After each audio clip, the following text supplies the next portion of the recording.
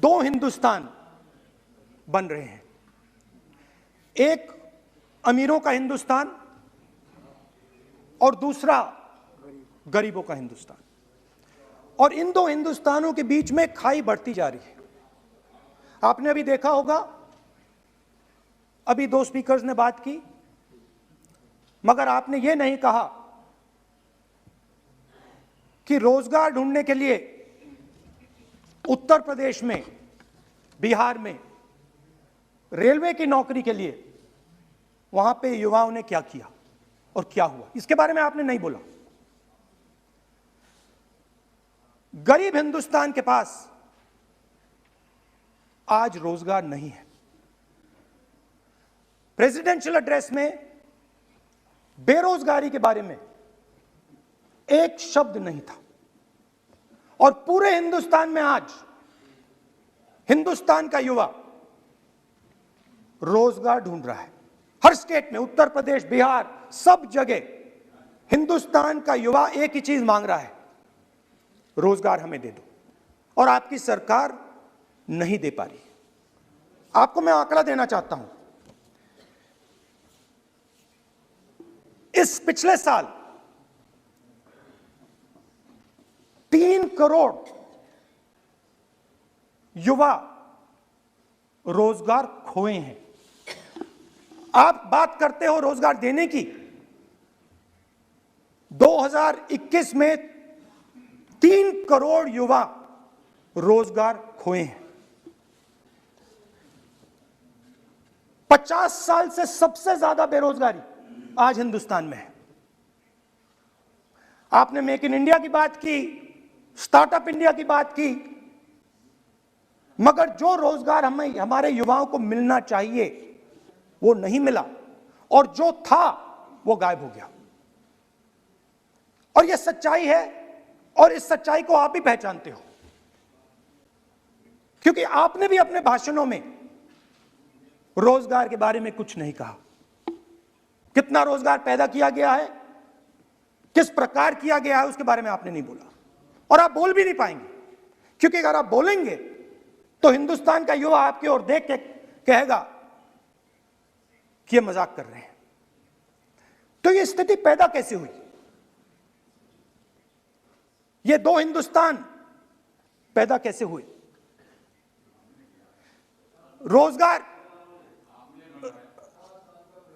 रोजगार स्मॉल और medium industry और जो हमारा इनफॉर्मल सेक्टर है उधर बनता है। लाखों करोड़ रुपया आपने उनसे छीनकर हिंदुस्तान के सबसे बड़े अरबपतियों को दिलवा दिया। आपने पिछले 7 साल में अनऑर्गेनाइज सेक्टर और स्मॉल और मीडियम इंडस्ट्री पर एक के बाद एक आक्रमण किया है। 7 की कर रहा हूं मैं, 60 की भी करूंगा मैं अपने भाषण में अंत में 60 साल की बात करूंगा आपको खुश करने के लिए। आप ठहर जाइए। मगर असंगठित जो सेक्टर है उस पर आपने आक्रमण किया। कैसे किया? नोटबंदी, गलत जीएसटी और कोरोना के समय जो सपोर्ट उनको देना था आपने नहीं दिया। नतीजा क्या हुआ? नतीजा यह हुआ कि आज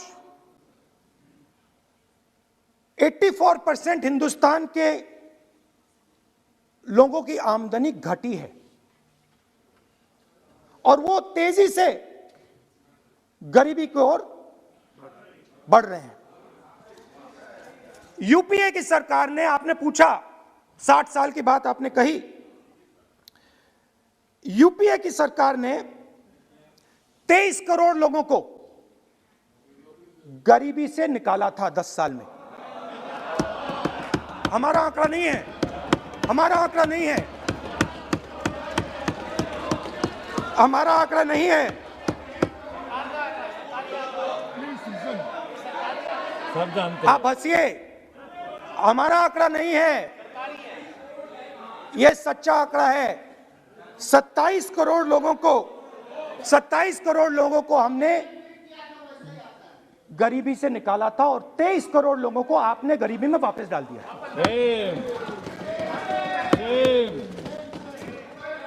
सेम।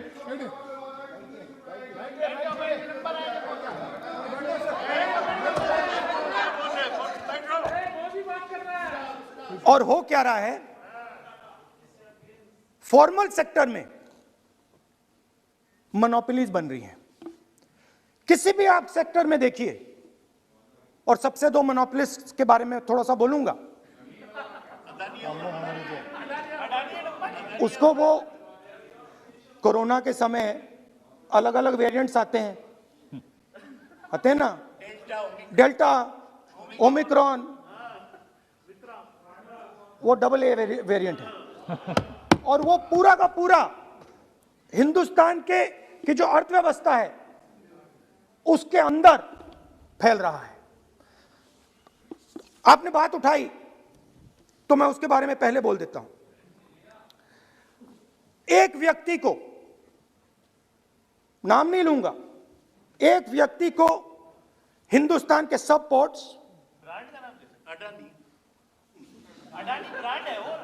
ब्रांड, हिंदुस्तान के सब पोर्ट्स, हिंदुस्तान के सब एयरपोर्ट,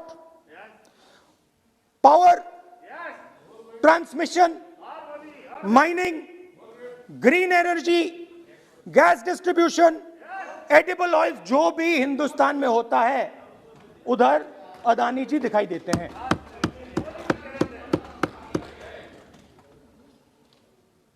और दूसरी side Ambani ji petrochemicals, telecom, retail, e commerce में मोनोपोलियां। तो पूरा का पूरा धन जो है चुने हुए लोगों के हाथ में जा रहा है। और आपने जो असंगठित सेक्टर को खत्म किया, देखिए अगर आप इनफॉर्मल सेक्टर को खत्म कर देते और मैन्युफैक्चरिंग जॉब्स आप क्रिएट कर देते तो फिर इतनी प्रॉब्लम नहीं आती, फिर दो हिंदुस्तान नहीं बनते। मगर आपने क्या किया, आपने असंगठित सेक्टर को खत्म कर दिया। नोटबंदी, जीएसटी, कोरोना, सारे के सारे जो स्मॉल और मीडियम बिजनेसेस हैं उनको आपने बंद कर दिया। बोलने दीजिए, सारे के सारे जो स्मॉल एंड मीडियम इंडस्ट्री है आपने उसको खत्म कर दिया, नष्ट कर दिया। अगर आप उनकी मदद करते, और अगर आप उनकी मदद करते, उनको सपोर्ट देते, तो फिर मैन्युफैक्चरिंग सेक्टर तैयार हो सकता था। मगर जो लोग आपका मैन्युफैक्चरिंग सेक्टर बना सकते थे उनको आपने खत्म कर दिया। तो आज हिंदुस्तान में आप मेड इन इंडिया की बात करते रहते हो। मेड इन इंडिया हो ही नहीं सकता। आज बात खत्म हो गई है, क्योंकि मेड इन इंडिया वाले हैं कौन? मेड इन इंडिया वाले स्मॉल मीडियम वाले हैं, उनको आपने खत्म कर दिया। मेड इन इंडिया वाले कौन हैं? असंगठित लोग हैं, उनको आपने खत्म कर दिया, हटा दिया, परे कर दिया। मेड इन इंडिया नहीं होने वाला है। अरे भाई, मेड इन इंडिया करने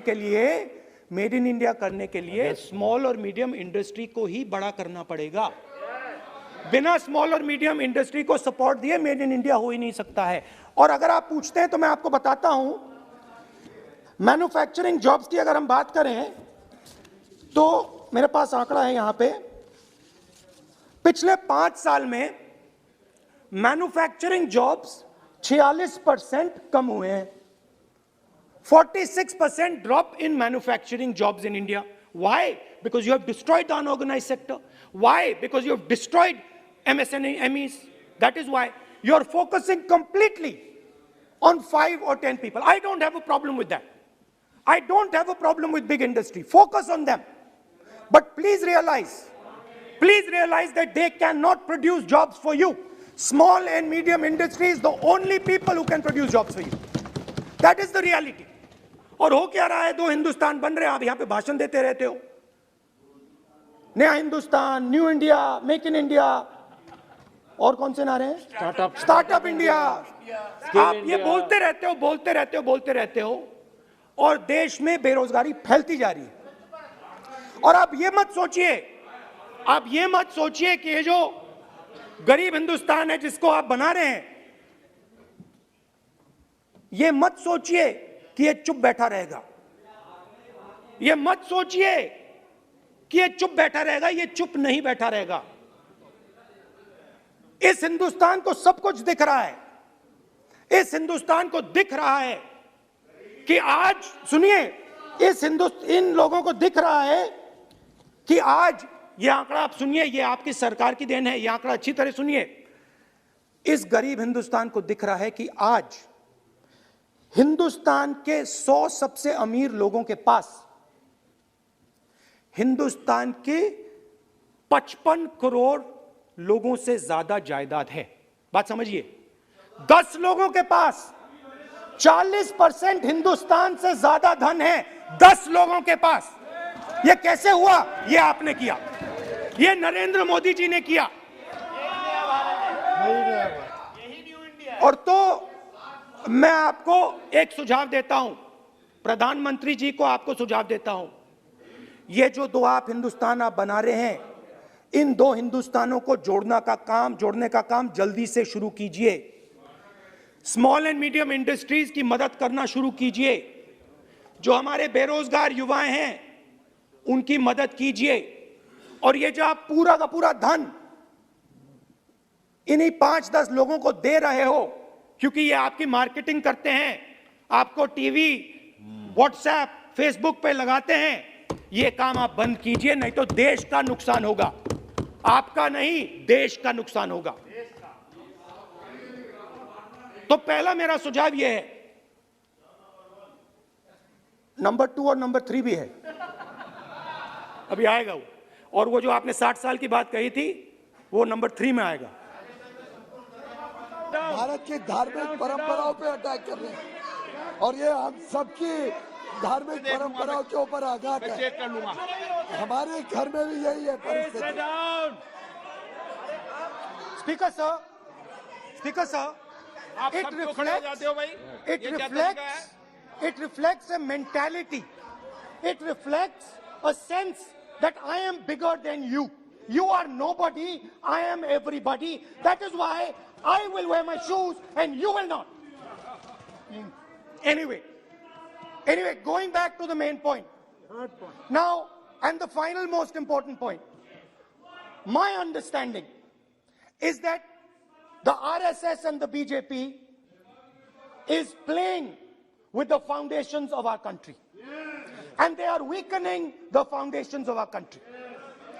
They are weakening the links between our people.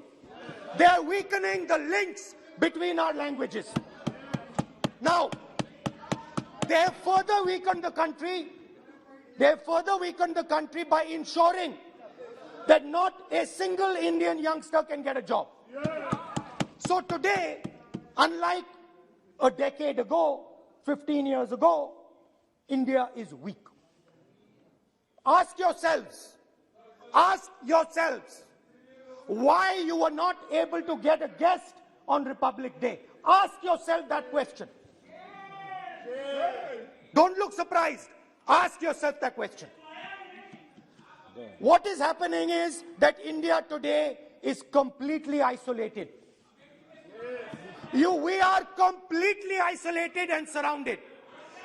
We are surrounded in Sri Lanka, Nepal, Burma, Pakistan, Afghanistan, China, everywhere we are surrounded.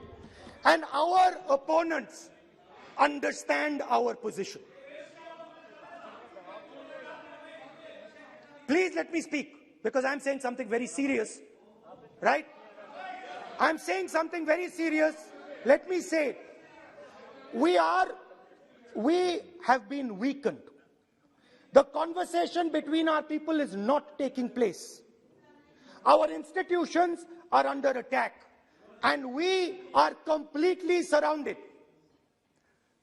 The Chinese have a very clear vision of what they want to do. They are very, very clear about what they want to do.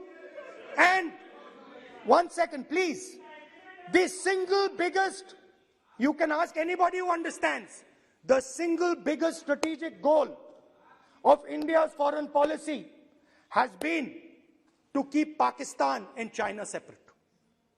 This is fundamental for India. And what you have done is you have brought them together. Today, do not be under any illusion. Do not underestimate the force that is standing in front of you. Do not underestimate the power that stands in front of us. Do not underestimate it. You have brought Pakistan and China together, and this is the single biggest crime that you could commit against the people of India. China has a clear vision, and I can clearly see, without any confusion in my mind, that China has a plan. China has a plan.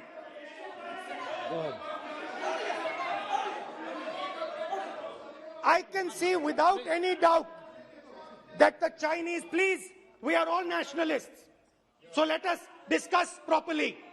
I can see that China has a clear-cut plan. The foundations of their plan have been put in place in Doklam and in Ladakh. Do not underestimate what we are facing. This is a very, very serious threat to the Indian nation. This is a very, very serious threat to the Indian nation. We have made huge strategic mistakes in Jammu and Kashmir. We have made huge strategic mistakes in our foreign policy. And if we do not correct those mistakes, what are the mistakes? I have just told you. You have brought China and Pakistan together. You have brought China and Pakistan together. You have taken the concept of two different fronts and converted it into one unified front. And by the way, in case you haven't realized it, in case you haven't understood what's going on, it is very clear that the Chinese and the Pakistanis are planning. Look at the weapons that they are buying. Look at their activity. Look at the way they are talking. Look at who they are speaking to. I am clearly stating in the House of Parliament that we have made a massive blunder, and we need to make sure, absolutely sure, that we can defend ourselves against the Chinese. Please remember what I'm saying, because the Chinese will act. Remember what I'm saying, and remember that you will be responsible for anything that happens. That is why it is important that as a nation, we start this conversation. It is important as a nation that you listen to what we say, because we have experience, we have understanding. You might not think so, but we have people on this side who understand these things, have great understanding. Use us. Use us. I can see that some of you are understanding what I'm saying. I'm happy. I'm happy. I can see. So these are the 3 points I wanted to make today. The nation is now at risk. The nation is at risk. The nation is at risk from outside. From inside. The nation is at risk from inside. And that is a very dangerous place for a nation to be. And I don't like it. I'm very uncomfortable with my nation, with my beloved country standing where it is standing. Completely isolated on the outside, fighting on the inside, institutions captured, states not able to speak to each other. This worries me. It frightens me for my country. And so that is why I thought it was important that I speak today. I know that many of you will just rubbish what I'm saying. I understand it. That's what you've been told to do. And I'm happy to let you do it. But remember what I said. You are putting this nation, this wonderful nation and its people at huge risk. Stop.